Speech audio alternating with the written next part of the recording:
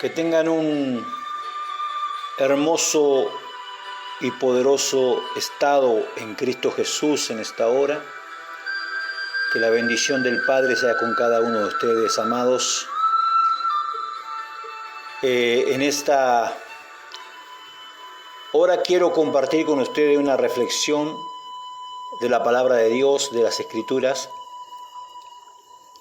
Y quiero compartirle esta enseñanza en el nombre de nuestro Señor Jesucristo, para que podamos todos juntos ser edificados en el amor de Cristo para gloria del Señor. Somos International Holy Fire, Fuego Santo Internacional, y somos un ministerio que llevamos el mensaje de la cruz, el poder de la resurrección, la palabra de vida, llamados a transformar, a reformar, a resucitar lo que ha quedado inerte en el tiempo y el espacio. Yo le titulé a este mensaje El Monte de la Revelación, o escogidos para ser portadores del reino, porque ambas cosas tienen que ver con el hecho de la revelación de Dios hacia su pueblo, sus hijos, hacia la humanidad. Voy a tomar unos pasajes allí en Mateo 17, donde habla acerca de la transfiguración de Jesús. La transfiguración que Jesús hizo delante de sus discípulos. Y yo me hacía la idea del cuadro, del momento maravilloso, glorioso, ese instante poderoso, eternal, donde estos discípulos, tanto Pedro como Santiago o Juan, que fueron escogidos específicamente para este acto, para ese tiempo, pudieron visualizar la gloria de Dios y de su Cristo. Pudieron adentrarse en la dimensión esotérica de la revelación de la palabra viva. Yo quiero en esta hora compartir con usted este mensaje desde la visión espiritual de un profeta hacia el pueblo de Dios. Allí en Mateo 17, versículo 1 dice, yo leo en la Nueva Traducción Viviente, dice la palabra del Señor, y vamos a tomar lectura en el nombre de Jesucristo. Dice así, presta atención.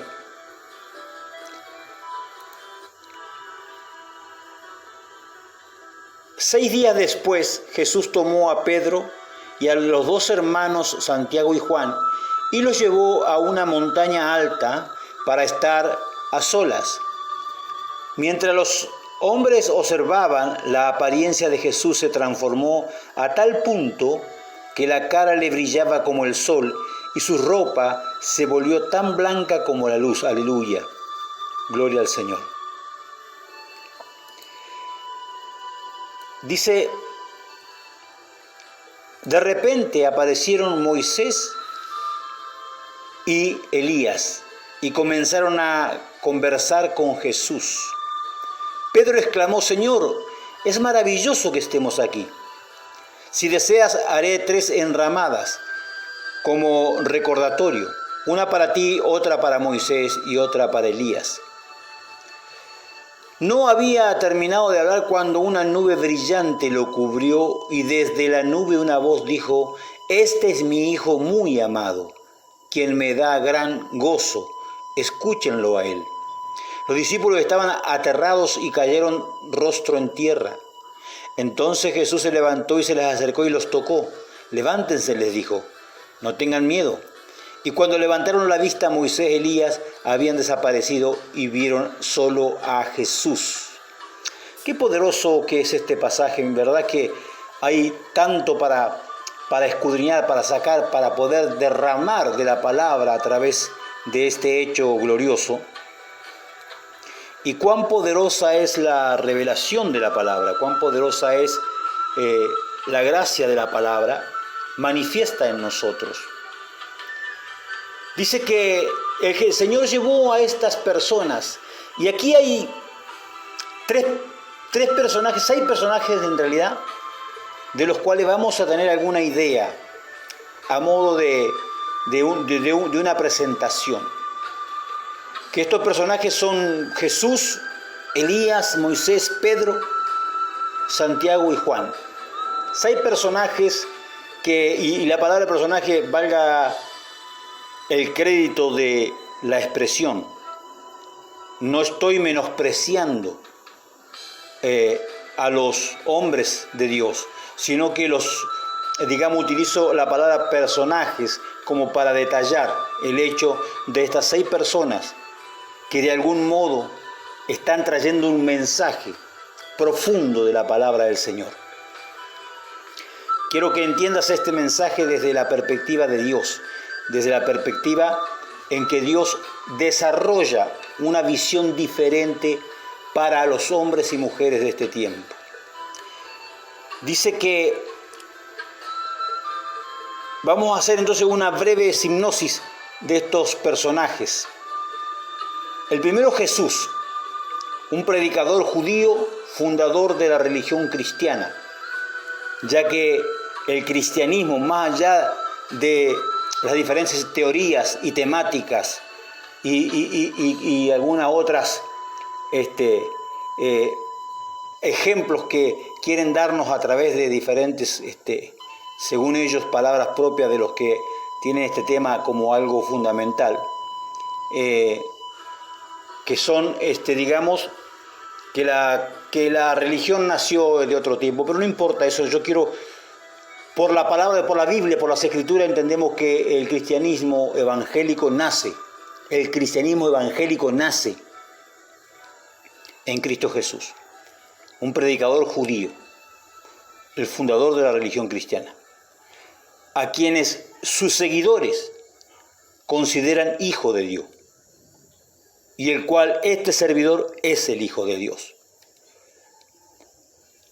El nombre de Cristo significa en griego el ungido, que viene a ser un título equivalente al de Mesías del idioma hebreo. La vida de Jesús está narrada en los evangelios redactados por algunos de sus primeros cristianos, discípulos que predicaron el evangelio del reino. Jesús es la unificación y la unidad de Dios con la corona de su creación, el hombre. Sin Jesús no sería posible que lo divino y lo terrenal pudieran cohabitar. Debemos entender que Jesucristo es el nexo, la unificación de lo espiritual y lo natural. Moisés, en el Egipto del año 1300 a.C., bajo el reinado de Ramsés II, se ordenó la muerte de todos los varones hebreos recién nacidos. Uno de ellos sobrevivió al ser recogido en las aguas del Nilo por la familia del faraón. Moisés se convertiría en un emisario de Dios, encargado de guiar al pueblo hebreo a su destino prometido. Moisés fue un gran líder que murió, su cuerpo nunca apareció, mientras guiaba al pueblo a la tierra prometida, Canaán. Aún hoy los judíos le dan a este héroe bíblico el título de legislador de Israel, como el profeta más grande de los judíos. Elías, Tisbe en el siglo 9 a.C., profeta judío, poderoso en la palabra, un varón vivido en la confirmación de Dios. Vivió en los tiempos de Acab y de Jezabel y ejerció su ministerio tanto en el terreno político, religioso como ético y moral. Durante un tiempo consiguió apartar a Israel del culto a Baal, de la idolatría. Pero su temperamento y su carácter permitió que el odio de Jezabel le obligaran a marchar fuera del país para luego confiar a Eliseo la continuación de su obra. El Señor enseñó a Elías que las experiencias espirituales que cambian el corazón no se encuentran en el poderoso viento, ni en el terremoto, ni en el fuego, ni ninguna otra cosa física ruidosa, sino en el silbo apacible y delicado, en la presencia suave de un Dios creador de todas las cosas y poderoso. Pedro era un pescador del mar de Galilea hasta que dejó su casa en Capernaum para unirse a los discípulos de Jesús en Nazaret. En los primeros momentos de su predicación, con él se unieron a Jesús otros pescadores de la localidad, como su propio hermano Andrés, o los dos hijos de Zebedeo, Santiago y Juan, todos los cuales formaban parte del núcleo originario de los 12 apóstoles. Juan el apóstol, Johan en hebreo, el Señor es misericordioso significa este nombre. Fue, según diversos textos neotestamentarios, evangelios sinópticos, Hechos de los Apóstoles, epístolas de Galatá, algunos de los que se le considera que ha escrito. Uno de los discípulos más destacados de Jesús de Nazaret, nativo de Galilea, era hermano de Santiago, el mayor, y era hijo de Zebedeo. Santiago era hijo de Zebedeo y hermano de Juan Evangelista, autor de cuarto de los evangelios, y otros de los 12 apóstoles. Los dos hermanos eran pescadores del mar de Galilea, donde los reclutó Jesucristo. Desde entonces Santiago formó parte del círculo más cercano al Maestro. Le he llamado personajes a modo de explicación, como dije antes. Ahora, entremos en este tema y desarrollemos esta palabra con la cual hoy bendecirá tu vida y tu ministerio el Señor. Jesús lleva a 3 de sus discípulos a un encuentro espiritual. Los 3 habían sido escogidos por Dios en la eternidad para traer una enseñanza en este día y cualquier otro día bajo la revelación del Espíritu Santo. Estando en esa tarea natural de buscar una respuesta de Dios, suben al monte y al llegar a cierto lugar ocurren 3 cosas que marcarían la vida de estos 3 apóstoles para siempre. La una, transfiguración, una metamorfosis del reino. La segunda, tiempo, la revelación de los tiempos de la palabra. Y la tercera, dimensión de la verdad, que nosotros llamamos la quinta dimensión. La Biblia dice en el libro de Juan, capítulo 8, 32, y conocerán la verdad, y la verdad los hará libre. Amados míos, la verdad no se halla en la Biblia literalmente, sino que se revela por las Escrituras, cuando por la fe actuamos y vivimos la esotérica rema de Dios, la recóndita rema de Dios, la secreta rema de Dios. La transfiguración de Jesús delante de sus discípulos reveló la majestuosa verdad de lo que es real y está en lo espiritual. Se lo voy a aclarar. Lo verdadero, lo real está en lo espiritual, no en lo terrenal. La vida que nosotros vivimos terrenalmente es el reflejo de la verdad de Dios manifiesta en la eternidad. En la transfiguración Jesús le muestra a sus discípulos para que vean y entiendan en qué grado se encuentran, bajo qué están y en qué dominio pueden caminar. La innovación física que muestra Jesús dejó ver lo divino en él, al Cristo, la palabra que estaba en Jesús el hombre. La mutación enigmática de la verdad hizo posible que los discípulos supieran delante de quién verdaderamente se hallaba. En cuanto al tiempo, el fundamentalismo carismático, los fundamentalistas que traen ese fundamento inventado, teórico, del me parece o el yo pienso, de la filosofía del porqué del porqué.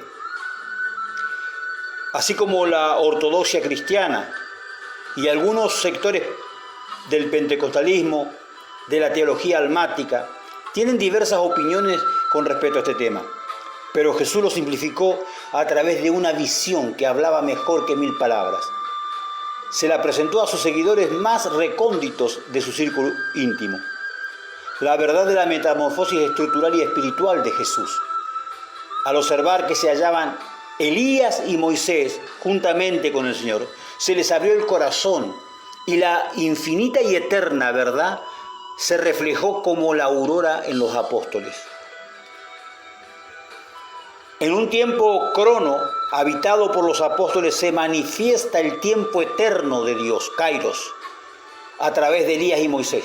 Y en el milagroso tiempo dimensional de la intercesión, el tiempo Et, Jesús se transfigura, se transforma en el Cristo, la palabra viva, y ellos pueden ver verdaderamente el núcleo eternal con que Dios manifiesta a la humanidad su presencia.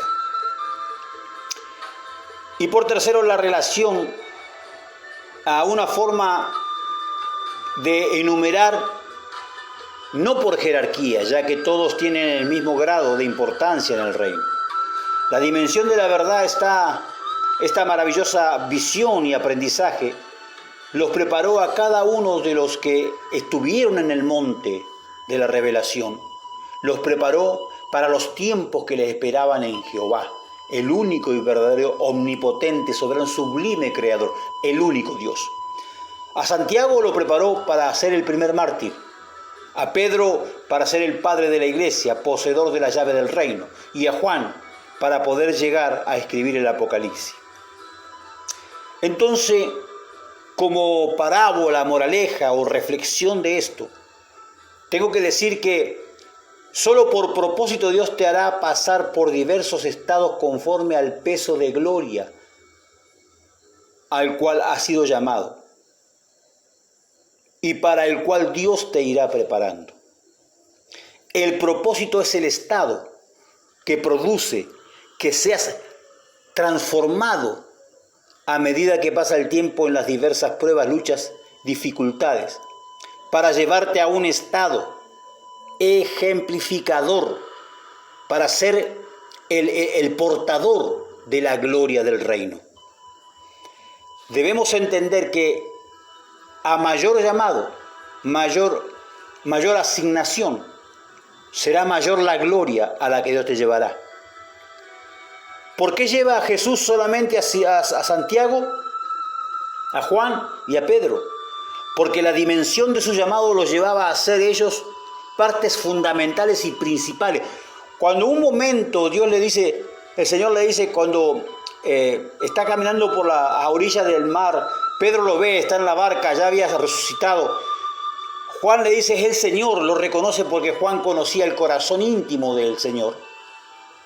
Pedro se ciñe sus lomos y se tira al agua y corre y se postra delante de Jesús, esperando recibir una reprensión porque lo había abandonado, porque lo había negado. Pero Jesús lo restaura con 3 preguntas. ¿Me amas más que estos? Entonces le dice, sígueme. Y Pedro le va siguiendo y detrás venía Juan y le dice, Señor, ¿y este? ¿Y a ti qué? Sígueme tú. Si yo quiero que él quede hasta que yo venga, que a ti. Esa palabra, présteme atención, esa palabra que le declara sobre Juan, le está hablando del Apocalipsis, porque la palabra del Apocalipsis es la palabra de revelación, es el testimonio de Jesús, el cual es el espíritu de la profecía. El conocimiento, sabiduría, nace desde conocer el temor de Jehová, transfiguración. La recóndita verdad del Evangelio, buena noticia, del reino, estas vivencias deben ser vividas porque tienen la obligación de ser un reformador. Tú no puedes reformar si no has sido reformado. Dios tiene que reformar tu vida desde tu llamado, desde tu nacimiento terrenal, llevarte a un nacimiento espiritual y hacerte crecer dentro del marco espiritual. Hoy tenemos infinidad de gente, pastores, apóstoles, profetas, maestros, obispos, llamadle como vos quieras. Pero muchos de ellos ni siquiera han nacido, aleluya, en el Espíritu. Ni siquiera han podido todavía nacer en el Espíritu. Porque no conocen lo recóndito de la presencia de la palabra. No saben lo que verdaderamente Dios quiere hacer con la humanidad. Predican un evangelio y predican el evangelio de Jesús. Pero Jesús jamás vino a predicar el evangelio de Él. Él vino a predicar el evangelio del reino. Y lo que el Señor Jesús nos muestra es lo que el Señor en el Antiguo Testamento Dios nos declara, que Él quiere que lo conozcamos a Él, no que conozca las Escrituras, sino que lo conozcas a Él, porque a menos que conozcas al Dios creador de todas las cosas y único, tú no podrás ser un portador del reino, de la gloria, tú no podrás ser un reformador para este tiempo, tú no podrás subir al monte de la revelación, bendito sea el nombre de Dios. Tiene que cambiar nuestro estado. Nos han derogado, nos han brindado, nos han legado un estatus evangélico que es más humano que es divino. Pero yo vengo a hablarle a alguien que está dispuesto a transitar por el camino que Cristo caminó. ¿Por qué cree usted que durante 30 años Jesucristo se preparó, aleluya, para un evangelio de 3 años y medio que declaró sobre esta tierra? Porque si no hay una preparación, aleluya, en la verdad de Dios, en lo íntimo, en lo profético, en lo espiritual, en lo divino, en lo eterno, si usted no sabe prepararse en la intimidad del Dios que predicamos, entonces usted no pasa de ser un creyente como cualquiera, pero usted fue escogido para marcar un tiempo, usted fue escogido para escribir la historia, usted fue escogido para ser alguien diferente. ¿Hasta cuándo vamos a seguir jugando con Dios? ¿Hasta cuándo vamos a seguir jugando a ser evangélicos? Présteme atención, el diablo no juega a ser diablo, el diablo es diablo, te va a destruir a menos que entiendas el propósito de Dios en tu vida. Y el propósito es que tú seas un conocedor de los tiempos, que seas un entendido en la palabra viva en Cristo, no solo en las Escrituras, sino en la palabra profética, en la palabra que es Cristo, y la palabra profética será pan en tu boca. Dimensionarte quiere Dios, dimensionarte en el discernimiento de la verdad, que es indiscutible, en la libertad, que es un tesoro, que desde allí tú puedas ver al que te conoció, ser mudado en otro hombre. Yo quiero que tú entiendas esto, ya para ir terminando. Pedro le dice a Jesús: Señor, qué maravilloso es que estemos aquí. Si deseas, haré 3 enramadas como recordatorio, una para ti, una para Moisés y otra para Elías. ¿Cómo sabía Pedro quién era Moisés y quién era Elías si ellos fueron antecesores a Pedro? 900 años, 700 años antes estuvieron.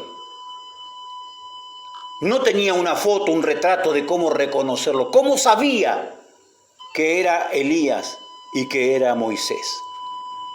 Porque ahí está el secreto.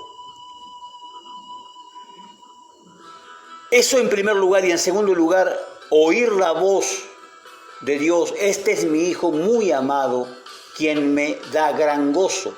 Escúchenlo a Él. Ver y oír bajo la influencia de la gloria reveladora de Dios hace que tú conozcas a gente que quizás pasaron durante miles de años, hace que tú veas cosas que no has visto, maravillas que no puedes ver en este tiempo, hace que como Juan allí en aquella isla de Patmos pueda reconocer cosas que ni siquiera había visto y todavía no habían ocurrido, porque cuando estás bajo la gloria, cuando tú caminas bajo la gloria, tú puedes ver lo que los demás no ven y puedes oír lo que los demás no oyen. Dios está llamando a gente que comience y se vuelva por los caminos y comience a transitar nuevamente, aleluya, la raíz de la palabra, la vivencia con el Dios de la vida. Que esta palabra sea de bendición para ti, que puedas entender cuál es el deseo de Dios para tu vida. Te bendigo en el nombre de Jesucristo. Desde Barranquilla, Colombia, tu servidor, el obispo Hugo Urquiza, profeta y apóstol de Jesucristo. La paz sea contigo.